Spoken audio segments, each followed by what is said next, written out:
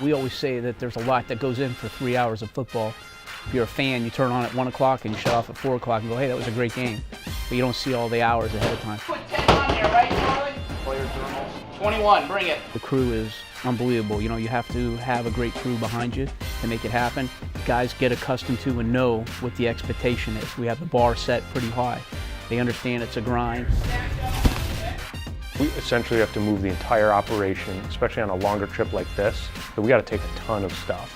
So not only do we have to take the equipment, the hardest thing that we have to prepare for is the video that the coaches are going to want to watch. All of our laptops have about 2 terabytes of storage just loaded with video, because what we don't want to have happen is say, hey, you know what, let's watch Seattle from 2013, or let me see this piece of video and we don't have it.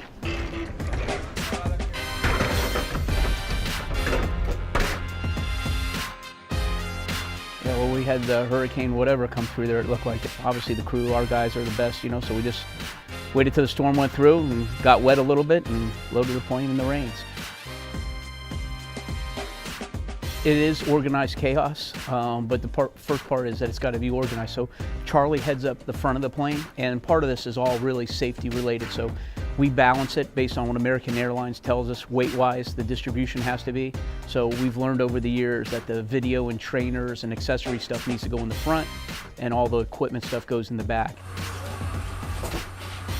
And then for us, we got to make sure everything's on there, and then we have an idea of how it needs to get back on there on the way back. That's why we kind of stayed the whole way through to make sure that we can say, hey, listen, this is what we got to do. We got to repeat this process in Seattle coming back.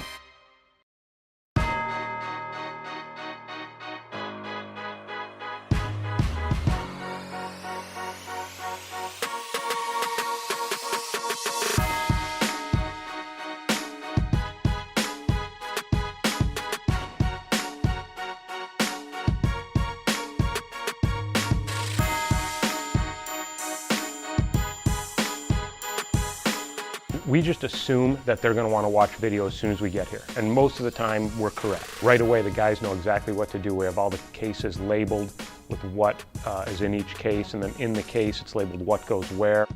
As soon as we get here, we just got to get every corresponding laptop, projector, and cables into that room and set up for those coaches.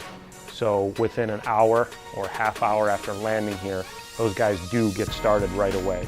They jump right into making their edits for the next day's meetings. What we don't want is them calling us saying, hey, can we start watching yet? And then they're waiting on us. What we did is we unpacked and we showed up at the hotel and then we set up the locker room. So for the 2 days of practice, everything they needed would be here.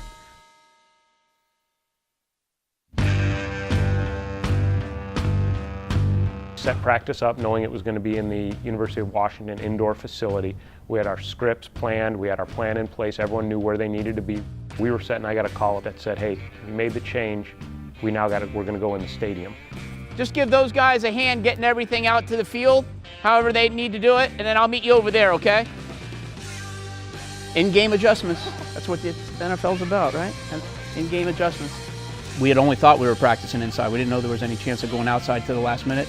Fortunately, the University of Washington people were very, very helpful.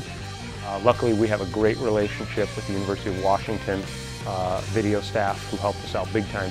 They helped show us where we needed to get to in the stadium, helped us move our equipment, because we didn't know where we were going. At any given time, we have to be prepared for any scenario. Here we go! Stretch down here, defense! We prepare for the worst every time, whatever the worst case scenario is, and then hopefully it just gets better from there. And today was kind of the perfect example of preparing for one thing and do another thing and then adjusting on the fly. In our job, you take self-satisfaction and job well done when nothing is said. That's when you take pride in yourself and go, hey, listen, we did it, our group did it, we did everything, we made this trip happen. You know, we went out here and got everything done that we were expected to get done.